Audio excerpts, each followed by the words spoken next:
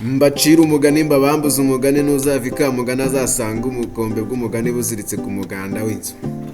Harabaye ntihakabe, harapfuye ntihagapfe, hapfuye imbwa n'imbeba, hasigara inka n'ingoma. Uyu ni umugani w'ubushwiriri. Ubushwiriri bwari bufite se, yari yarabubyaye ari butandatu, hanyuma arapfa. Umunsi umwe bwigira inama buti tujye guhakirwa inka. Ubushwiriri bujya guhakwa. Bumaze kugabana inka burataha. Busohoye bujya inama buti turye iyi nka, nitumara kuyirya dusubire kwa databuja aduhe indi. Inama yo kurya inka imaze kunoga, ubushwiriri butoranya imirimo.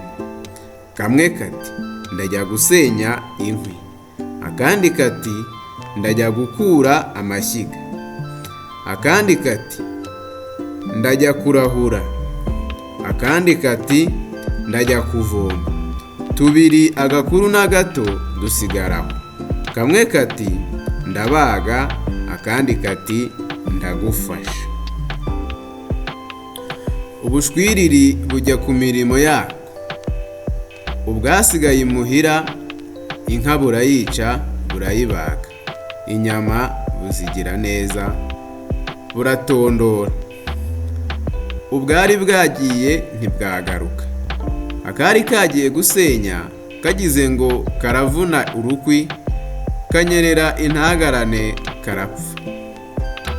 Akagiye kuvoma kabona igicucu cyako mu mazi, kati yewe wa mwana we uri mu mazi urakora iki? Reka nze ngukubite. Karasimbuka kitera mu mazi, kamira nkeri karapfa. Akagiye gukura amashyiga akitura hejuru karapfa. Akagiye kurahura kagenda kiruka, karanyerera kikubita hasi ntagarane, nako karapfa. Aka gatanu n'aka gatandatu twa tundi twasigaye imuhira, tubonye ko twarangije kubaga tugategereza utundi ntitutubone, turibwira tuti ahari babonye ibyo birira ntibaza. Kamwe kati ngiye gushaka uwagiye gusenya, nimubona ndajya gushaka n'abandi. Akandi kati ngiye gushaka uwagiye kuvoma, nimubona ndajya gushaka n'abandi. Akari kagiye gushaka uwagiye kuvoma karora mu mazi, kabona igicucu cyako, kagira ngo ni wa wundi urimo. Karavuga kati ubonye igihe wagiriye kuvoma, ukaba ugejeje iki gihe utaraza?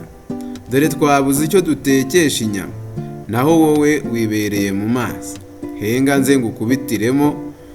Karasimbuka no mu mazi ngo dumbure, kagenda katyo karapfa.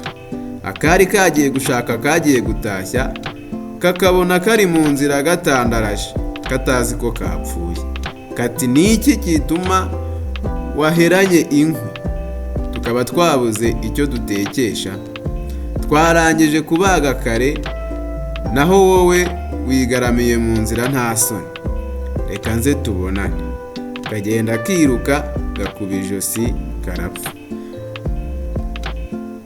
Udushwiriri turimbuka dutyo, ntihasigara n'ako kubara inkuru. Inyama ziribwa n'ibisiga. Sinjye wahera hahera umugani.